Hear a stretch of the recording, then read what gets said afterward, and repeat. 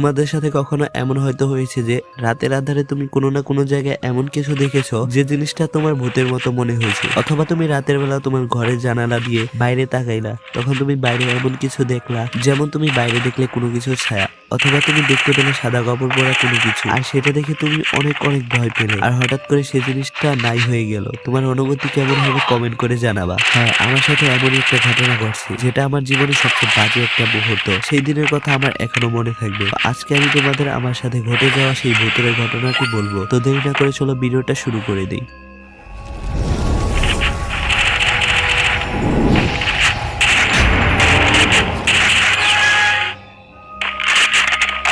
ঘটনাটি আজ থেকে আরো 3 বছর আগে, তখন আমি ক্লাস 10 এ পড়ি। তো এমনই একদিন পড়ালেখা বাদ দিয়ে বন্ধুদের সাথে আড্ডা মারছিলাম, কারণ সেদিন আমার বাসায় কেউ ছিল না। যদি আমি পড়তেই না বসে আমাকে বলবেই রাখি। আমি তো পুরো চিল মুডে ঘুরে বেড়াচ্ছিলাম। তো তখন বাজে রাত 11টা।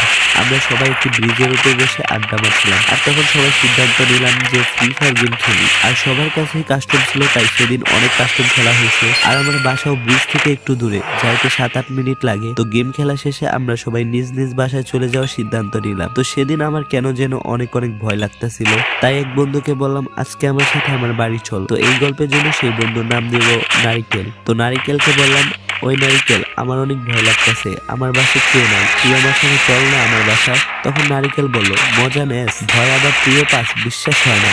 তখন আমি বললাম, ভাই আজকে সত্যি অনেক ভয় লাগতেছে, চল না আমার সাথে।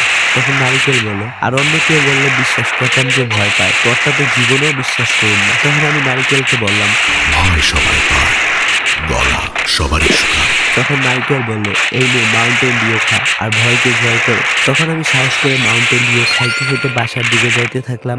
তো মাউন্টেন ডিউ খাওয়া শেষে আমি এই ডায়লগটা মারলাম, মাউন্টেন ডিউ ভয়ের মায়ের ছুটি। তো এই ডায়লগটা মেরে আমি বাসায় চলে আসলাম। ঘর তো পুরোপুরি অন্ধকার, আর রুমের জানালা লাগাতে ভুলে গেছি। তখন বাজে রাত 12:30। তো আমি প্রথমে করলাম সব ঘরে লাইট জ্বালালাম যাতে অন্ধকারটা দূর হয়ে যায়, আর সিদ্ধান্ত নিলাম আজকে আর লাইট অফই করব না। তারপর গেলাম জানালা বন্ধ করতে, এক এক করে সব জানালা বন্ধ করলাম। তো এখন বাকি আছে উপরের রুমের জানালাটা বন্ধ করা। তো আমি সেই রুমে গিয়ে লাইট অন করলাম। তারপর দেখলাম সেই রুমের জামা কাপড় সব অগোছালো, মনে হয়েছে যে ঘরে কেউ আসছিল। তো তখন আমি একটু ভয় পেলাম। তারপর ওই রুমের জানালা বন্ধ করতে গেলাম, বাইরে হাত দিয়ে জানালা বন্ধ করতে যাব, আর দেখি জানালা জ্যাম হয়ে গেছে, বন্ধ হচ্ছেই না। তো আমি অনেকক্ষণ চেষ্টা করতেছি। তো সেই জানালাটা থেকে দূরে একটি কবরস্থান দেখা যায়, সেখানে টিপ টিপ আওয়াজ হয়েছে, ভালো করে কিছুই বোঝা যায় না। তো এমন সময় আমার চোখ পড়লো কবরস্থানের একটি ঘরের দিকে। ঘরটা সাদা আছে কিন্তু কোনো দেওয়াল নেই। তো ওই ঘরের দিকে তাকাতে একটা সাদা কাপড় পরা লোককে দেখতে পেলাম। চেহারা ভালো করে দেখা যাচ্ছে না। লোকটি একবার এদিকে যায় আবার অন্যদিকে যায়।